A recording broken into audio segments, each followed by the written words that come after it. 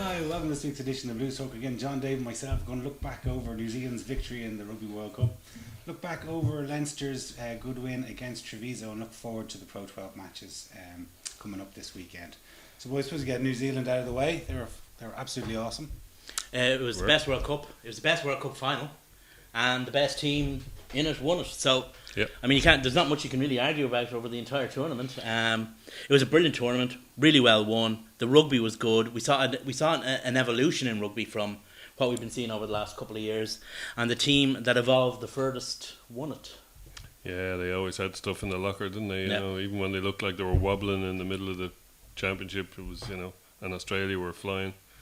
They always had plenty in reserve, and you read little stories about them, playing with one arm behind their back, hopping on one leg, Well, playing to a game plan that didn't necessarily go all out to win against the lesser teams, which they would have done in the past. They were literally working on areas of their game during the game, allegedly, anyway. But they just seem to know how to win. Like, even you think back to 2 years ago when we were narrowly beaten by them in the Viva, they just scored at the right time. This time, Sickner. they scored like a second or a minute before half time, Yeah. when the score was relatively close, 9-3. If the Aussies had got in at half time at 9-3, they'd been, geez, come on, we have a great chance here. Yeah. Scored a try there.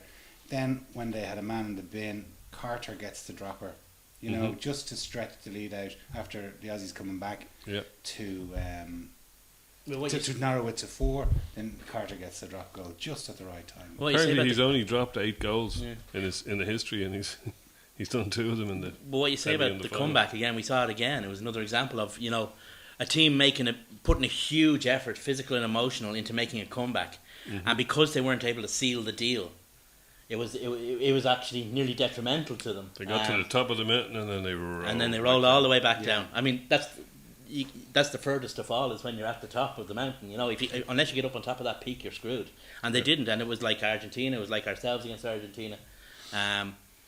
But the thing is, New Zealand, I mean, there's been a wealth of articles about why New Zealand are so good and what they do well. And what they do well, as we've said it 100 times, what New Zealand are is they're very competent and they're very confident. And they play the rugby at the confluence of those 2 points. Mm-hmm. And it's actually very, very simple. They know what they're going to do. They know they're going to be successful when they do it. And they just go out and do it. And they do the basics under pressure at high speed. That's it. It's as simple as that. And if you can get forwards to be able to throw the ball around, backs be able to ruck, your numbers on the back are so much less relevant in New Zealand. And if anything, they've become more like that in the last few years. But isn't it than just they like used to it's the be. mentality as well? Like if you think back to when they scored, when Mananu scored a try a couple of minutes into the second Awesome half. try. Sonny Bill's Sonny offload. Bill, but like he was always looking to get the ball out of the tackle area to offload it. Like he made 2 in about 30 seconds, and it just opened up a huge hole for in the Aussies' defence. High risk, high reward is what that offloading game is, and they're prepared to throw the dice on that one because That's the second seed. That's the confident part. exactly 9 times out of 10 it's gonna be not gonna be an intercept. It's gonna be one of them running in with the ball. They have their little diamond pattern in behind the ball that they run, and one of them, if one doesn't catch it, the other one will. Like, you don't even have to look behind you. You can just flick it and away you go. So Yeah, and we're probably seeing the end of 5 fantastic careers for Young, which I suppose is kind of going to, if you take that nucleus out of their team, of that leadership, Conrad Smith, Kevin Milano, Richie McCraw, of course, Dan Carter, and what's the one? That was it, wasn't it? Those 5. Conrad Smith, did you say? Yeah, sorry. With those 5 lads, I mean, if you take them out of the team, I know they have a conveyor belt, but it's going to take an awful lot. Yeah. But then you see the thing It's is, a third of a team. yeah, like. but they've got 4 years to get them up to speed now, and they have a conveyor belt. I mean, everybody already knows who. Well, we already think we know who Richie McCaw is, and we know it's going to be Sam Cane. He's been spoken about. They went to the World Cup without Israel Daiga, Corey Jane, guys who would have walked into any other team in the tournament. We've got guys like Fekatoa that can yeah. come in at 13. You could also play Nanu and Sonny Bill there. Nanu's not the youngest and he's going to France, but he probably actually won't be there for the next World Cup. Yeah. So But you know, Dan Carter, There's a couple of young players in the team already, anyway. So of course, Milner, Scudder, Yeah. and even Savea is pretty young. He arrived into the tournament with 2 caps. Yeah, Like he's won his 8th cap in the final. scored his 8th try. Not bad, there record, you is go. it? And Savea is the same, 38, 39 caps, and he's 38, 39 I think tries.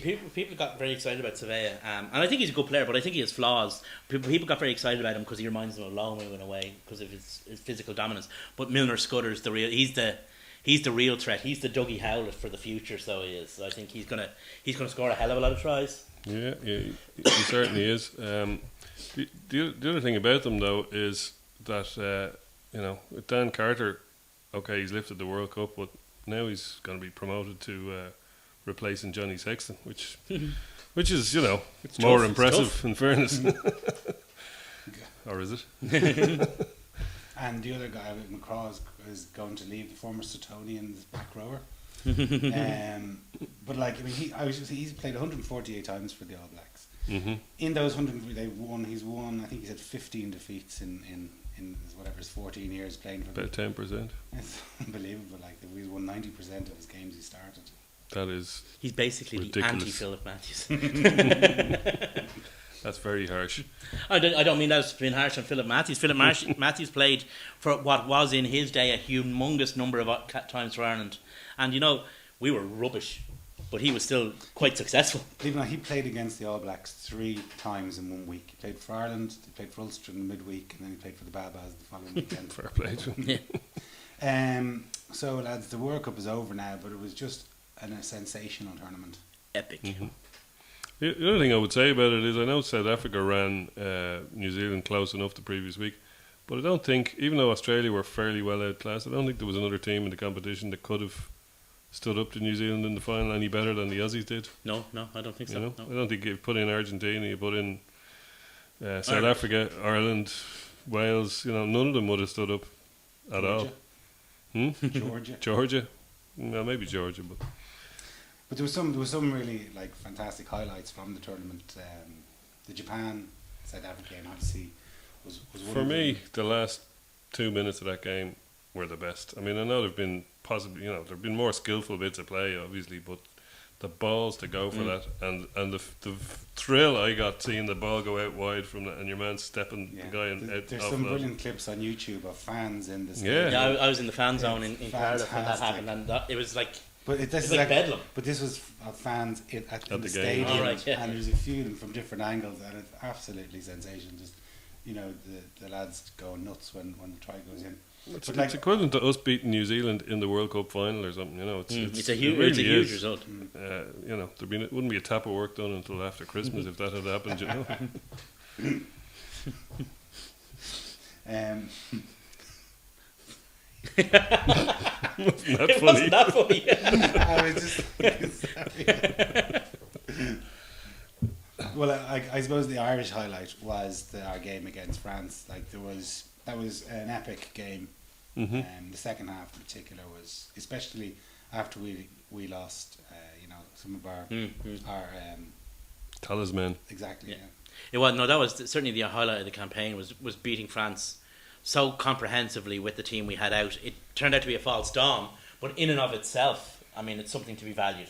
It was very unfortunate that we didn't back it up, but we probably played better rugby in that World Cup than we did in the previous World Cup Certainly did, yeah. or any other But World Cup. ultimately, see, this is the thing, and we were critical of But we had a very easy group.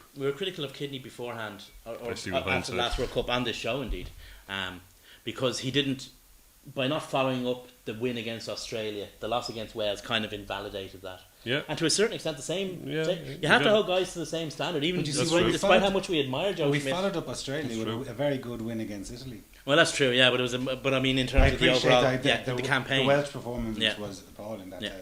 and I think to a certain extent, you have to say the same thing about that. The way we played against Argentina.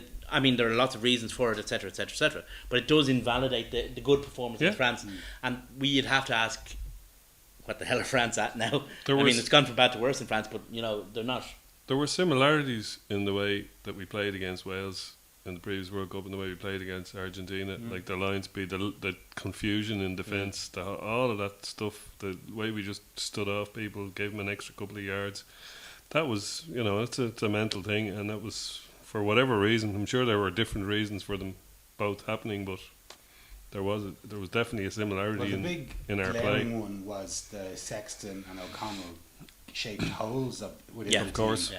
Yeah. And the Jared Payne shaped hole as Yeah, well. Exactly. When we come to talk about the Treviso game later, we'll talk about the those holes been plugged in the Leinster sense, but you could see the gaps that they left in the Ireland sense. Well, in fairness, the Jared Payne shaped hole is really a Brian O'Driscoll shaped Yeah, it hole, is, yeah. which hasn't been correctly filled, and the best fill we got for it was out. Yeah. You know, I mean, whatever one thinks about, whether it's Madigan, whether it's Jackson, whether it's Keithley, whether it's whoever, there's a real big drop off between Johnny and the next guy, and that's the hole that none of them could have filled. I don't think any of them were in a position to be able to fill it. Yeah, and O'Brien as well. And O'Brien as well, You yeah. missing O'Mahony and O'Brien, so two of your three back rowers were I mean, missing. you'd say that individually, you'd miss two or three of them, and you could cope with it. But you're talking about, like you said at the time, when you add them all up, it's a third of your team. You know, a third of your team, and they weren't just ordinary guys. You know, they were serious leaders, provincial captains, world class players. It was, and it's sad that it came to an end like that. But you know, it will to a certain extent tinge the memories of the Irish campaign. It shouldn't tinge the memories of the World Cup, which was a superb World Cup. And you know, you talked about the South Africa Japan game, and everybody thinks that's a great highlight. But for me, some of the highlights were actually the games between the tier 2 countries. In some of the smaller grounds that attracted full houses and great rugby. And the thing is, it was great rugby. Your Georges, your Namibias played some cracking rugby. yeah, and England were great hosts. England, They fantastic. really were. It was what they did was really clever. They held an event a couple of years ago as a warm up for the Rugby World Cup. I think it was called the Olympics, and they used the lessons learned from that to make the World Cup absolutely brilliant. And it was absolutely brilliant because of the way they hosted it. Well, it's also their sporting nature as a nation. Like they were there cheering. You could hear them singing "Chariots" in the final, even though they were well out of it. But like they have the stadiums, you know, Oh, yeah, like yeah. they The have stadiums they and the have population. ridiculous amount of 50 or 60,000 plus Yeah. seater stadiums, and every one of them was full. Like there Well, was- what they have is, it's not just the top stadiums. They have a ridiculous number of stadiums of every size you could imagine or want up. They were able to hold games in, like a I Milton said, Keynes one with Milton Keynes 30,000. or Kingsholm or Sandy Park. I was about to mention that one. Yeah. Kingsholm was, I think, the best venue in the entire tournament from an atmosphere point of view. They were able to bring games up to St James's Park up in Newcastle. You know, Elland Road had a few. Elland Road had a few. For the first time that kind of play was actually on Elland Road and was legal. But it was a shame, like when you hear The Leeds United fans actually thought that the rugby was a very clean game. when you hear Paul O'Connell's comments, like he said today, that it was a missed opportunity for Ireland. Like obviously, whatever about what happens on the pitch, it's off the pitch. From the marketing of the game within Ireland, like we've missed out on a chance to grow the sport that little bit more. Like it still got huge.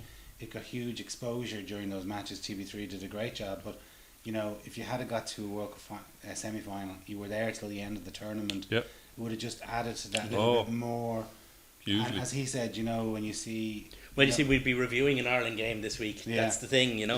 Yeah, I think there's still an opportunity there. We've missed the prime chance, but there's still an opportunity. We've got 4 provinces in club competition, and we've got the 6 nations coming up. Yeah.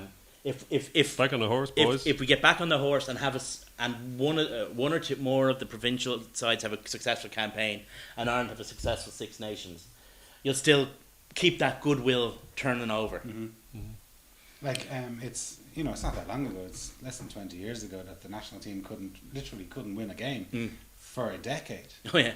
Just about. Just about, like, and you know how the IRV have changed that around. I think it was 7 wooden spoons in 10 years. Yeah, well, then we knew what Treviso felt like. Yeah. Or Treviso now We feel see, like. the thing is, we do have to, because like we were discussing soccer and rugby earlier before we came on air, and if Ireland qualify for the if they beat Bosnia in the playoffs and qualify, they will suck up an awful lot of column inches and bandwidth and airtime. So it's very important that rugby, not to compete with soccer, but just for its own development, keeps being successful in and of itself. Yeah. Yeah.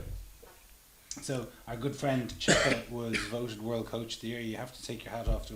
Yeah. We mentioned it briefly last week as well, but you have to take your hat off to him for He getting seems that to have team. he seems to have mellowed in to the extent that he's now the Iron Fist in the Velvet Glove, whereas he used to be the Iron Fist in the Iron Glove. Angrily fisting anyone who got in his way.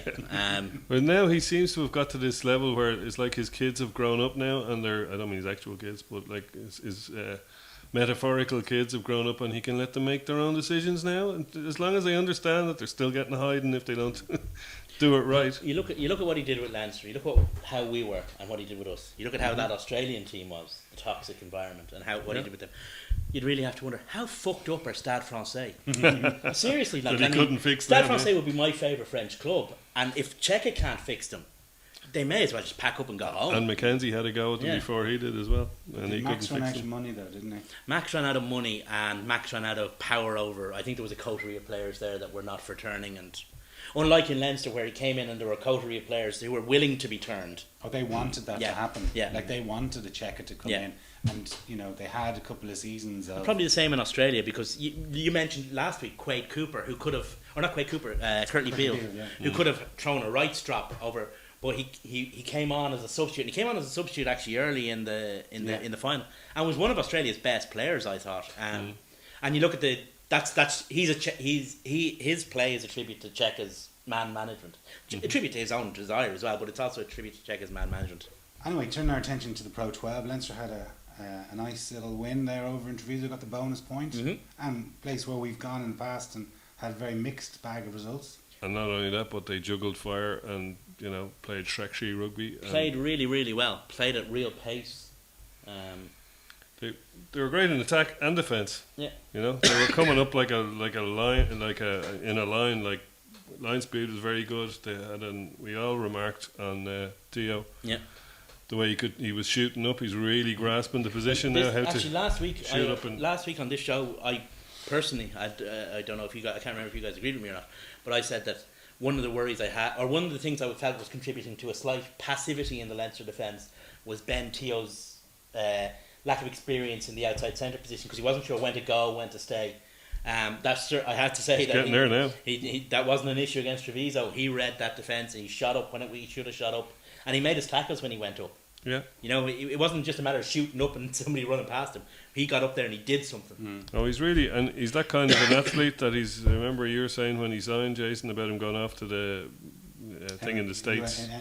The NFL training camp. Yeah, he's a guy who really wants to improve his skills and improve his athletic ability and improve his reading of the game, and it seems to be working. If he hadn't had that injury last year, he might be a little bit further along. But he kind of the night before, Matt Williams was doing the post-match punditry on the World Cup final, and he's saying the thing to look for Australians is it's their physical power, but it's the way that they take contact. They don't go straight onto you. Just before they get to you, they look for the space either side. They step either side. You watch Ben Teo, and it's almost like he was doing exactly what Williams was saying. Every time he came in near to contact, he made a step. So he was taking the contact on A. He was taking the contact on his terms, and B. He was keeping the ball free so he could play it out of the tackle if he needed to. Well, who was the master on that, who was playing beside him quite a lot last year, was Gordon Darcy. He could take contact on his own terms, and it was famous for it over the years. He could the meters made in contact were outrageous, and that was because he ran at the weak shoulder, or he changed his feet just before contact and hit the guy, rather than like the French do, hit them straight in the middle of the chest. Whatever, which is, that's fine, but you're not going to make much progress. The best you're going to do is get your arms free and offload. But, you hit and it's only a slight shift. It's only 6 inches. You just hit them on the right part of their body and they'll fall. Much easier. We said that when he first came in, if you remember. The thing that most impressed us on his first game for Leinster wasn't his physical presence, it was his feet. Yeah. And it's still his feet that are the most impressive thing. Because they enable him to do, like you were saying, take the contact on his own terms. Yeah, and now that he can come up and cripple guys, and now he knows what he's doing. He knows what he's doing. I think we're really going to take care of him. He had the master. The flip side of that is how you defend against that.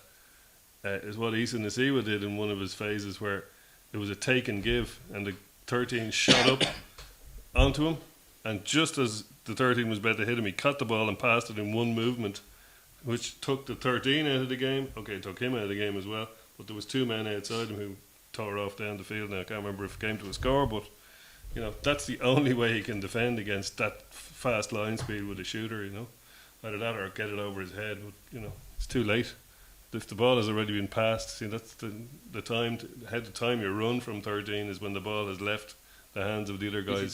That's like you say. You can say what you want to say about Treviso. I mean, I agree they're not very good, but they're not as bad as perhaps they're made out to be. They've lost every game this season, but they've been close a couple of times, and we've got a particularly mediocre record against them. March.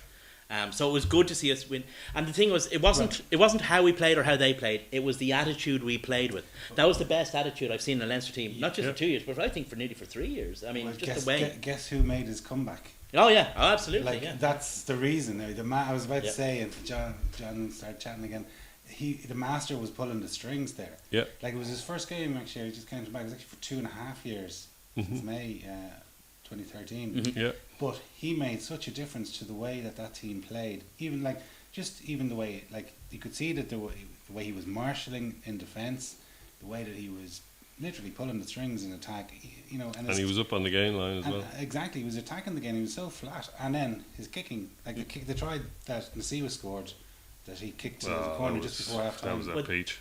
In the second minute, we took the ball and started off with the game, and we went left. We went right, we went left again. The ball came back, we went right, left, right again, and the ball came back, and Johnny looked up, and he just kicked the corner, diagonal kicked the corner. And it was a direction on a Leinster team that I hadn't seen since he'd left. Yeah. And that's the difference, a player who's just that good. I mean, to paraphrase Bill Hicks, after him, there's a real fucking drop-off to the next guy. He's just that good, and seeing him back in the Leinster team, for the 70 minutes or the 40 minutes he was there, taking the 10 out of it. But even that kind of and it was a case, that cynicism, positive cynicism, shall we call it? Yeah. It was a case of when you see him and Issa linking up as well. It's it's like the Blues Brothers, and getting the band back together. Yeah. But the first Leinster try, the line Luke Fitzgerald takes for that first try it's a thing of beauty. Any word on him, by the way? It's said to be a stinger. Well, the commentator said that when it happened, but I haven't heard any. You could see him working his hand when he came off, and that's what it looked like. Hopefully it's only that. But that line he took for that first try was, again, kind of beautiful. It was a beautiful thing, but we haven't seen too much of that. But you could see there was a willingness to try things. They wanted to run the ball. They saw there was options on. They saw maybe Treviso were a bit weak in defence, and they were trying to attack from even our own 22. Whereas, there was just this mindset last season, regardless of who was playing at 10 or who was playing within the team, of just... If things aren't working out within 2 or 3 go into your shell, kick it away, and that means you don't have the ball. You see, you've got Johnny putting the team into a position where they can affect something on a weak point. He puts players into advantageous positions for themselves. The great out halves, that's what they do. That's why they're the generals of the team. And you could see, I mean, it was visceral, the difference he made. And it's the other thing that's going to be very interesting this week is, will Noel Reid keep his place, or will Madigan go in ahead of him, or what will happen there? Noel Reid needed a big one, and in fairness, he delivered. Noel Reid had some great bits in attack. Sonny Bill who? Sonny Bill Sonny offload Bill there for one of the tries was Ben Teo's big break, wasn't it? He just flashed it out the back of his hand like a pro, well, like a top level All Black. Because he'd been pretty in fairness now, he'd been fairly shonky the week before. So it was just in everything that could go wrong seemed to go wrong for him in the match the previous weekend. Whereas he got everything went right. I'm sure he had a little bit of a chat to himself. Maybe he was just trying to do too much, or wanting to make an impression. I don't know, but maybe he just settled down a little bit and just said, right, just. You said it earlier as well, Jason, about who he's outside. Easy to look good outside Sexton, and also it's an interesting that people slag it off, but the second 5'8" thing with a big 13, whether it's Madigan or Reid at 12. The thing to remember, there's a lot to be done having 2 first receivers. If one of your first receivers is under a ruck, you've got another guy to.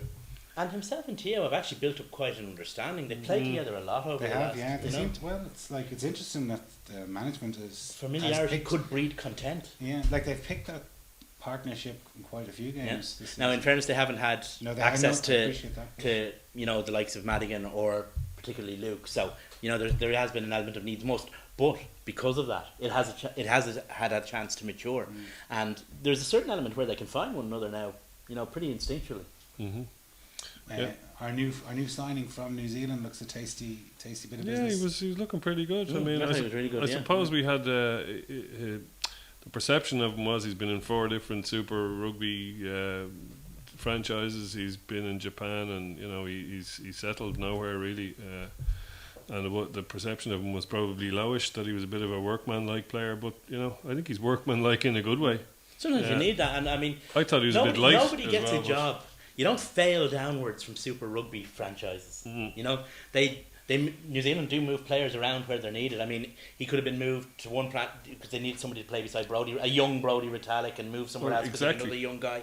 New Zealand do that a lot. That's what I was about to say. Those moves could well have been positive moves rather than negative. He could have been moved for a positive reason rather than we don't want him here. Regardless of what the reason was, he's still getting a gig at a Super 15 franchise. Exactly. Like, they don't give these things. No. Those, especially in New Zealand, don't give those contracts away. He's had a long career in New Zealand without having to come to Europe to prolong his career. The other thing is, I mean, we've had a lot of foreign guys come in at second row. Some of them haven't been so successful. So when in the 5th or 6th minute when they'd kicked through and he chased the ball back and went down it and got up, it was nice to see. Nice to see one of our second row signings with a good bit of work ethic. Yeah, that was a good moment. I thought that was a aha moment. Looking at his stats as well, I didn't think he was going to be such a bruiser. Like, he looks from his weight and height stats, he looks like he's going to be a bit lightweight, but he doesn't look lightweight on the pitch. He tugs out very big, as they say.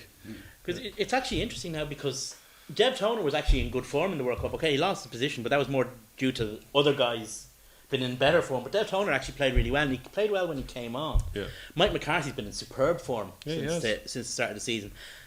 And suddenly what was a position of weakness goes to maybe not strength, but it's certainly well resourced. Now, having said that, our line-out was feckin' shocking. Yeah. So it was. Now, I've already said all I'm going to say about them all. I'm not going to go to it again. It hasn't gotten much better. Our line-out was shocking. And I do have to say one thing. I do think that there is a lack of confidence in our maul within the pack. And that's why they're always if you look at it, every single time they're going for quick ball off the top. Because they're not trying to do anything else with it.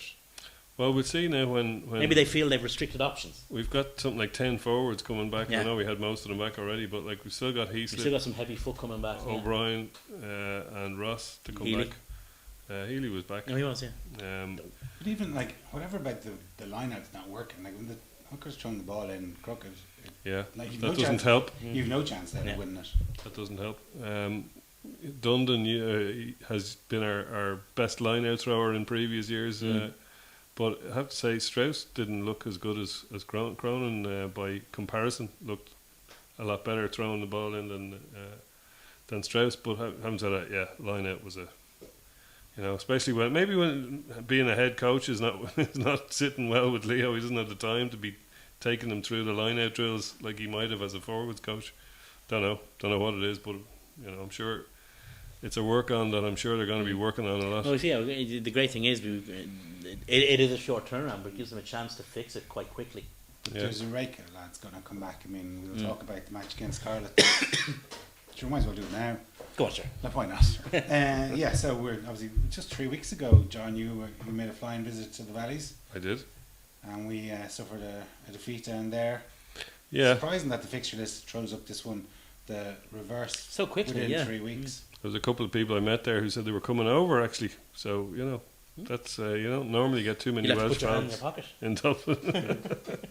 But, well, maybe they just disappear in the crowd over here. But Paternity tests, John. I think if you saw them, you'd be safe enough there. But let's just say they were. John was wondering why the Horseshoe House won't accept Kilkenny Confederacy groats. As his communion money was in. Anyway, where you're going with that one. The Scarlets on Friday night are going to be not as much improved by their returnees as we will be with ours. I mean, we've got some serious lump of a pack. You got to think that Heaslip's back, O'Brien's back, Rob Carney's back, and at Ross. least. Ross Mike and Ross. And Madigan as the fifth. Well, considering that the European Champions Cup is the following week, Mm-hmm.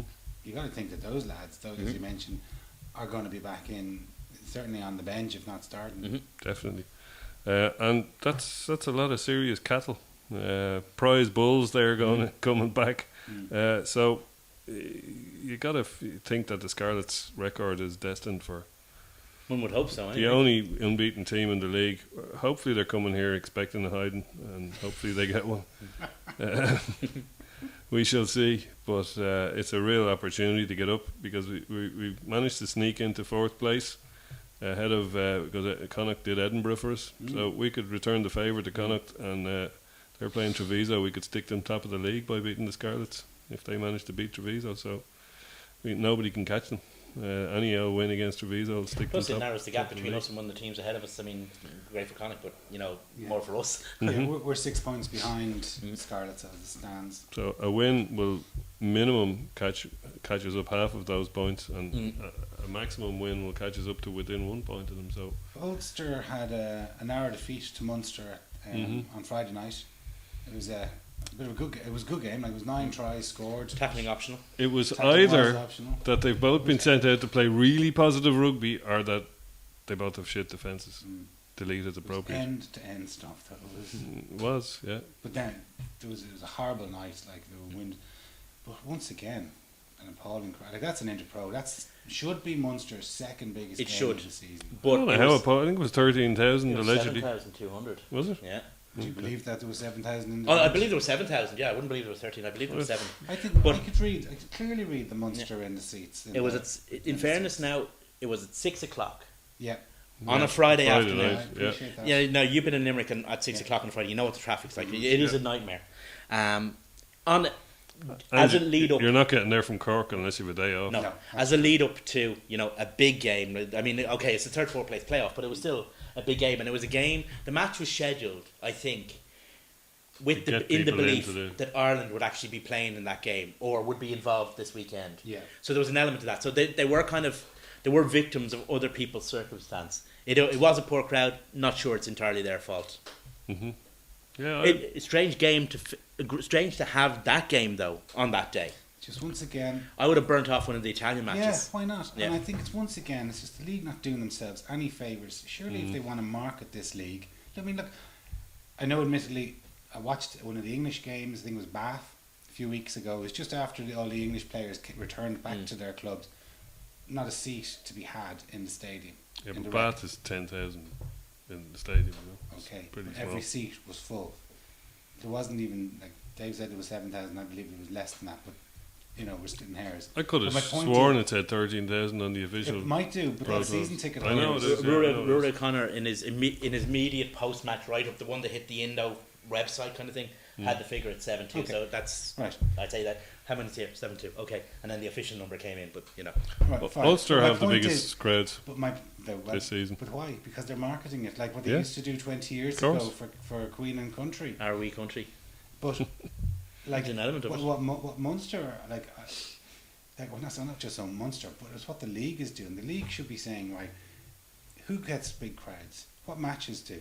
The Leinster Munster, surely the Irish Interpros, the Ulster Munster, the Leinster Ulster, the Munster Leinster. There are 3 of the biggest fixtures, and could be potential to be 3 of the biggest fixtures in Europe. But they put it on a Friday night at 6 o'clock, the night of a European But there's another side World to or Cup. the that. World Cup. There is another playoff. side to that. Yes, you're right. It is Munster Ulster is one of the biggest fixtures in the Irish rugby Should be, calendar, anyway. right? And it was live on one of the Irish TV channels. Who might have wanted that game at that time. A lot of the fixtures are down to when the TV wants them. Broadcaster, yeah. But TG Carr were the host broadcaster for that match. Maybe they wanted that game at 6 o'clock But Dave, because they knew that they'd have no audience at exactly. at That's, 8. but that's true. But it's the Pro 12 saying, oh well, we're putting this fixture, we're putting the Munster Ulster match on Friday the 29th or 30th of October. Instead of saying, well, we're not going to play it on a Saturday in front of and get Sky there, and you can have, I don't know, Munster against Glasgow or Munster against Zebre. I think there's an element that the Pro 12, and I believe this for a while, is a bit too the power is too much with the broadcaster in the Pro 12. TG Carr have certainly been successful in wielding their power in the past when RTE were the co thing. Less so with Sky, but I think there's too much power with the broadcast. TG Carr, you can say that, but TG Carr wouldn't have wanted Munster versus Bray as their main game on going into the They weekend. took Leinster versus Treviso. They did. No, Sky did. Oh, sorry, I thought you said Sky. No, TG Carr wouldn't have wanted that as their main game in prime time on Friday night, because for them their prime time was now 6 till 8, because from 8 till 10 was dead because of the World Cup. So they mightn't have wanted Munster versus. Well, why would you want Treviso. 6 o'clock? Because I mean, surely there's people driving home from work at 6 o'clock. They're not going to go, oh, do you know what? I'm going to rush home to watch that match. Well, if To you get home at 6 o'clock. more so with the World Cup final, but if you're scheduled either side of it, you can have, especially if you're scheduled before it, you can get a load of punters in, get a few pints into them, and have a big screens for the World Cup final afterwards. That would be seen as, I don't know how that worked out for Connacht, but if you put a bit of marketing into that, you could surely make an event of it. Come and watch like the there was- World Cup final on a There big was screen. 3,500 at the Connacht match. Well, not very well then. No. But then again, they were left with Edinburgh. So, Edinburgh wouldn't be a particularly big draw in Galway. No, but it's a game that they were likely to win, and indeed did win. Yeah. It's hard to know what configuration as well the sports ground is in. Maybe they're not ready for the European. They haven't. Remember, they built up when they were in Europe, so it was 6,500. Maybe the ground's capacity might be 4. So getting 3 in was actually a good crowd for them. I don't know, but there's an element of that as well. But there's an element that both sides are actually right. But what you're saying about the league not being properly prepared, and what I would say about how television actually kind of dictates the pace and wants certain things at certain times. But if you're a broadcaster, would you not want full stadiums? So, right, I take your point that you're going to say, well, some of the people in the stadium will be at home watching the match. That's point taken, right? Fair enough. But to create an atmosphere instead of tumbleweeds blowing through the ground. Yeah. No, there's an element to that. You can only run down a crowd so much before it starts to affect the on-screen product. Yeah. And it certainly did against Ulster. I think it was just one of those games that I don't think no matter who was playing, it was going to be any good in terms of the crowds and the spectacle as such. So that's why I think they should have tried to burn off one of the lesser teams, but maybe the broadcaster didn't want that. That's all I would. Yeah. Well, anyway, turn our attention back towards Leinster's match. Obviously, we play the Scarlets in the RDS on Friday night. At a respectable hour, I hope. Yeah, hopefully. I think it's quarter to 8. Yeah, Is it that late again? Yeah. No.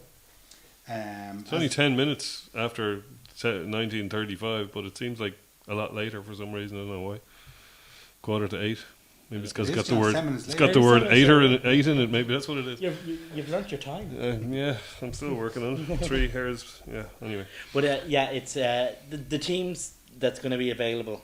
We touched on the World Cup guys coming back, but there's an element now of where we're into game 2 of a 3-game series, with the third game being the important one, if you like.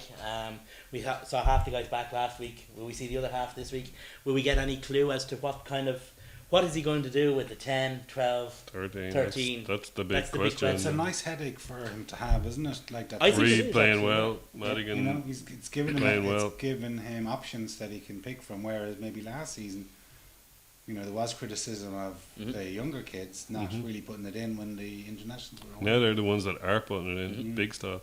But it's not just a 3-game sequence here. It's basically a 12-game sequence. Yeah, because we don't have a break. have- We have no break until. Yeah, but not only have we no break, but we don't even have a Treviso game or a Zebre game in there. It's all We've bang, got bang, hard bang. Charles.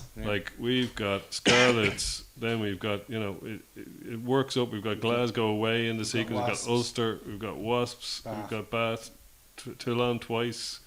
Connacht, Munster away. It's just Yeah, and then you're into the Yeah, but this is what you want. European again. it is what you want. I think that the Leinster players after the last But- couple of years are hungry again. Also, they're all really fit and Yeah. finished the World Cup a couple of games earlier Yeah. than they'd hoped. So they've got all this nervous energy and fitness and lack of being battered. I for think an they extra could go 2 into games. this series of games, and by the end of it, there'd be a rolling battle hardening coming into effect. But also, there seems to be a very decent squad developing now that we could. Okay, we're not going to send the A's out one week and the B's out the next, but we could send we could rotate just that little bit in that kind of Joe Schmidt way, where you put a couple of younger guys, the Ringroses or the Maloneys or whoever, in alongside that full Monty guys, and then you move that position. Maybe there's 2 guys each week, and you move those 2 guys to there's 2 different guys in 2 different positions, And we had some interesting so everybody names gets in a bit of a break. the European Rugby Champions Cup squad that was named during the week as well. Yeah. Obviously, I think the obvious absence is the hooker Byrne, but it's here or there. He's still very young. He may be injured as well. I'm not sure. And a lot of people were surprised that there were 3 extra academy guys in compared to last year. But of course, there's 3 extra slots in the squad. Slots, yeah. Squad size is up Caught to me out. 41. Yeah, but it's going to be interesting because Luke Fitzgerald has played very well over the last couple of months. If he's fit, we see what the story is there. Noel Reid has had a mixed bag, but he played well against Treviso. And Madigan, I think, has played better outside Sexton than he has outside anyone else. Yeah. Whether that's Sexton effect, whether it's Madigan effect, whether it's the 2 of them together. So we're in a situation where the coaches have to look. I would suggest we'll see Sexton and Madigan at 10 and 12 again this week. I think Madigan is going to have to make a decision this season because he'll see where he is going to fit in under Leo and Gervin Dempsey, and maybe Leinster is not the best place. When we look at the centres that are, the centres are there. Like you're talking about Reid, you're talking about Teo, Luke Fitzgerald. Like, is there going to be a home for him? Ringrose, perhaps. Is Madigan going to have to say it's time for me to boogaloo somewhere else? It's way too early for that kind of. Because he could go out against Clonettley, outside Johnny, inside Ben Teo, and be the Madigan we know from a couple of years back. Well, like the Madigan we know from a couple of weeks back. He had a good World Cup. Let's not forget, But playing at centre, it could be a big thing for him with the players around him, with good players around him. It could make a big difference, and we could be come Christmas. The idea that Ian Madigan would ever think about playing out half again could be anathema. Yeah, well, I don't know if that's going to happen because his versatility is always going to have him, on benches for Ireland. But I think I'd still hold out a hope of him carving out a niche at 12. Reid isn't actually that, even though he seems like he might be, he's not actually that much younger than him. I think there's only a year in it or something, maybe 2. But Madigan is a lot more firm in defence. He's got lots of tricks in his bag that Reid doesn't have, and vice versa perhaps. But it's an interesting headache. What do you think is going to be the midfield when we play Wasps in the Heineken Cup? Well, I'd say Madigan will start this week, and it'll be an audition between him and Reid for the moment. Anyway, I think if everyone's fit and firing, I'd say it'll be Sexton, Luke, Teo. Me too. I don't know. Bendozer, as I have now. Bendozer, yeah. The Bendozer. Will they start messing about with Luke at 12 since they already have those 2 options? It's hard to know. Who knows? There's such a thing as too many options, you know. Well, you see, I'd say Luke at 12 fits because then you'll have Issa and Dave Luke Carney on the wing. Fits. Because you'll have Issa and Ben. You're looking at a situation where you've got, like, who do you want on the pitch? What's the best way of getting them on the pitch? Yeah. And I think the best way of getting Luke on the pitch is possibly at 12 because you're also going to want the Carneys and Issa on the pitch. True. Yeah, it's an awful headache. Fitting, it's a bit like, And then Fergus McFadden sits his ass on the bench. Gary Ringrose, who's been the star of the early part of the season, sits his ass on the bench. I mean, it's fitting all those guys in.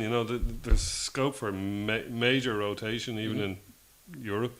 Will Luke McGrath with the back leapfrog Isaac Boss for the backup scrum half position? I would have him there. I think he already has. He started to play very well, hasn't he? Yeah. The question is, do the coaches think so as well? Coaches always pick Isaac Boss. Yeah. Not for much longer.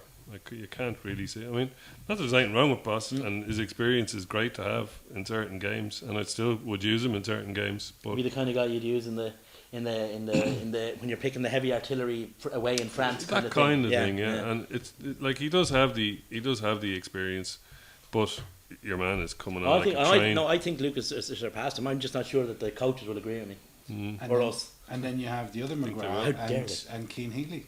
Yeah. I don't care which one of them starts. Yeah, well, Keane Healy is a funny. He hasn't done anything wrong since he came back from injury. But I think it's all been a little too fast or something for him. He's, there was a lot of pressure on him to get into the World Cup squad. I can't remember which match. It was touch and go. Might have been the Italy match. I can't remember. But he seemed to make an awful lot of unforced errors. It was actually the Argentina game. He was very poor. Just knock on, giving away penos. Yeah, by his high standards. Like what I mean to say, he hasn't done anything wrong. Like he hasn't. Apart from that game, he hasn't been skittering backwards on his arse in the scrum or anything. He certainly hasn't. But he hasn't given you that extra bit that you expect from Cian Healy, just because of his own ridiculously high standards. He hasn't been walking over Richie McCaw or Jack McGrath has been giving you extra bits. Yeah, add-ons to what you would expect from Jack McGrath. So I would like to see Cian Healy like a caged animal coming on at 55, 60 minutes, ready to eat someone. That's what you want. The real I think battle is going to be between Marty Moore and Tadhg Furlong. To see who backs up Mike Ross. I think Mike Ross will start, but Marty Moore, who would have been presumptive to go to the World Cup, but then didn't because of injury or whatever. But Tadhg Furlong has taken his opportunity, and he was very good against Treviso as well. So there's. I think Tadhg Furlong has the higher ceiling of the two players. Yeah, I think perhaps even though they're both cracking players. Yeah. I think great position to be in 2 or 3 years' time. I think the position's good. He looks fitter though. I don't know whether maybe it's the beard, but he just actually looks fitter than Marty Moore. Yeah, I think so. I think he looks more. Marty Moore never looks fit though. I mean, he's one of those guys. I'd say Marty Moore could be doing rocking bleep test numbers, but he'll still never look fit. He just doesn't give the impression that he's like an athlete. Whereas Tadhg looks just more leaner or something. I think so. I mean, I remember like one of the first things Joe Smith did actually, was actually firm up our front row options, and he had to go abroad because the players weren't there. Yeah. Now we're in a situation where we have what Joe Schmidt wanted then, which is 2 complete front rows with no real difference in quality between them, and they're all Irish. And the third one is Irish qualified, and ain't so bad either. No. So that's actually a real position of strength. And the last position in the game against Scarlets, and may feed into the European match. Although I'm not sure. I'm pretty sure what the selection will be for the European match is the back row. Ruddock O'Brien Ruddock O'Brien Heaslip for me every day of the week. But we're not the coach. The guys twice on Sundays. Guys get a chance. Van der Fleer is absolutely. He's tearing up trees. Yeah. I would like to start, and I know this would be heresy, and if the wife is in next door listening to us record this, and you better. But I'd like to see Sean O'Brien start at 6. I'm never a fan of that. And play Van der Fleer. When they played him there in his early career, he was. When they used to shift him and Jennings around between 6 and 7. That I agree with. Yeah. That starting a tall guy, line out option guy, and at some point in the bringing on say Van der Fleer and shifting him to 6 at 60 minutes or 65 minutes, I can see that. But he hasn't really played there for a long time, has he? No, it's been since 2011 or 2012. Yeah, it has been a while. Starting him at 6, it's not. But it's like you want to get all your best players on the pitch, and how do you go about that? And the other side of that is who's been our best player this season so far? Rhys Ruddock. Yeah, well, he doesn't deserve to be dropped. So it's a great position to be in. But there's options there for the coaches. They can afford to be a bit freeform jazz with a couple of positions. It depends on where it's like you were saying about the heavy pack for away and the you could have Van der Fleer on the bench for a home game in the I'm talking about in Europe now, and you could have you could have a more 6 like player, the like of Jordy Murphy, Dominic Ryan, whoever, or even last weekend's man of the match that we haven't mentioned at all in Jack Conan. Took his try very well. Yeah, he was looking great actually. No, I thought he was really, really good. He looked using his physicality very well. Yeah. So I mean, we've gone from a situation where last season was a very down season. We all have different reasons and different beliefs and why, but everybody was bloody depressed after last season. And this season things are looking up. Everybody without a huge turnover in staff. No, not exactly. In playing numbers. Exactly, but look at the mentality, the attitude that is there when we get the ball. We're looking with our heads up, but our heads are up, looking to see what's in front and to try and attack, as opposed to go through 3 phases and then set up a ruck so that the ball comes back to the out half who kicks it down the pitch. Well, I think that the big signing for Leinster, and he will change or has already perhaps, or will change the mindset, his name is Johnny Sexton. Yeah.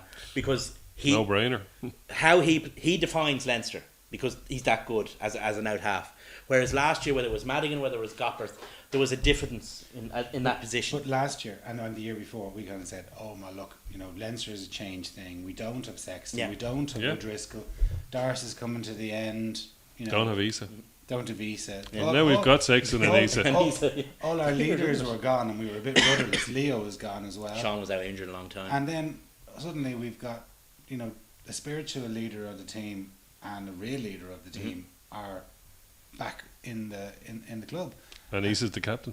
I was going to say that. Is that a selectorially limiting thing for making Isa captain? Making Isa captain. Do you remember there was those of us of a certain vintage remember when Phil de Glanville was made captain of England? Yeah. Now Phil de Glanville was a very good captain, but there was an element. Was he the best player?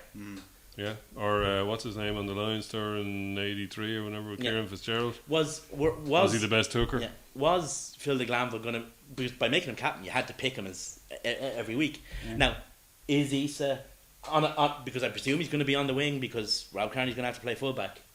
Is he going to be the best option there? Do you know I was watching? That's going to be the question. I don't know. I was watching Exeter against Newcastle on Sunday, I think, and Newcastle brought on their club captain, but he wasn't a starter. And they were kind of making a point of he was the captain of the club, but not necessarily on the pitch. On the first 15. Kearney and Heaslip have been named as vice captains. And Johnny have been named as vice captain. So, as long as there's one of them four on the pitch, he should be alright for captaincy. From what I've seen this season, Isa is perfectly worth his place in the team.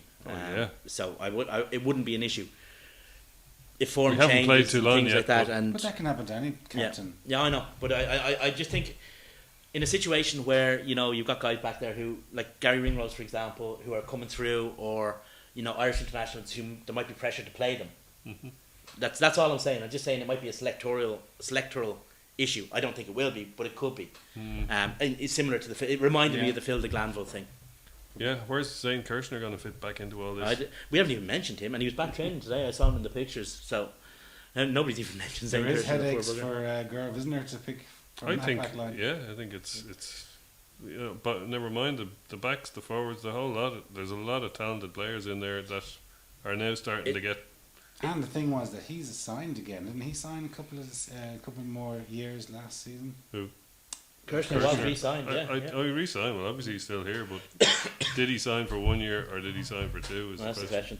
I've always been. I think it might be only a year's contract. I've always been pretty happy with Kirshner. I don't see him as a first, but I don't think he's getting first team money anyway. I mean, South African players are always cheap because. Well, we don't know, Dave. You're speculating. Yeah, I do, but I just know that I don't know, but I know that South African players are cheap because of the currency situation and stuff like that. But he's a good player. Cheaper. He's a good player. Yeah. He's not a great player. He's a good player. But the thing is, I suppose the attitude is if you're going to use up a limited spot, it should be on a worldie, as they say. The thing is, are you going to be allowed to sign a worldie in a position that... Well, hang on. Leinster... I don't know. They pick somebody who's got, 30, 40, 50 caps for the Springboks. He was picked, he was deemed good enough to make their squad of 31. Yeah. Like, that's not a bad thing. Like, South African rugby is enormous compared to little old Ireland. I think he's a good player. I like him. Well, there are people who think that he's got compromising pictures of Heinke van der Meyer, so, But I was waiting for him to catch fire all the first season that we had him, and he kind of did in the Pro 12 final. And I was giving Matt O'Connor the benefit of the doubt, and then he went and won the Pro 12, so I had to give him a bit more benefit of the doubt. Unfortunately, that doubt was growing and growing. His benefits were long gone after. He had to go on job seekers after some very short period of the season, but is it the way he was used? Was he just sent chasing kicks? Was he? I don't know. We could see a situation. Everybody is going to say that Matt O'Connor has been responsible for everything since the potato famine. So I can see the fact that we have Johnny and Isa back. Well, are you going to the ODS with a smile on your face? Absolutely. Are you walking out with a smile on your face? Absolutely. I'm just walking out drunk, but that's how much of that is down to the fact you can get Hop House 13 in the ODS now is another matter. I am. Yeah. And last year, I remember we're playing one of the last matches this season. It could have been the Dragons. I can't remember. But I actually felt depressed and thought, "Jeez, this is This like is going shocking, back yeah, to yeah. I don't know, We're playing much better rugby, and it's much more fun under to watch. Gariella sort of rugby, you know." But the only thing is, like Gariella, I mean, we played great rugby under Gariella, just and we just inconsistently. lost every match. Yeah. The thing is, I think that this team will be successful. I think that because I think it's just too good a team not to be. We shall see. I think that if Might we're be, not, might be too big an ask to be successful in Europe this year, but you know, I actually don't know about that. we'll see. We'll see.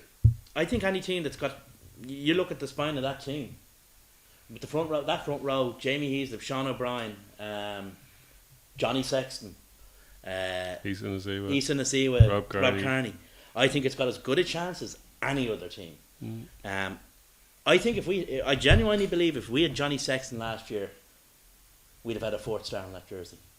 Well, we're in the semi-final. We and were close enough, extra all right. time. Yeah. I genuinely believe if we had Johnny Sexton, we would have won the European Cup last year, because that's how good he is. I mean, people talk. I used the phrase a while ago. Johnny Sexton is a franchise player. You know. You can build your team around Yeah. him. We shall see, lads. Thanks very much, and thanks a million for watching. Cheers.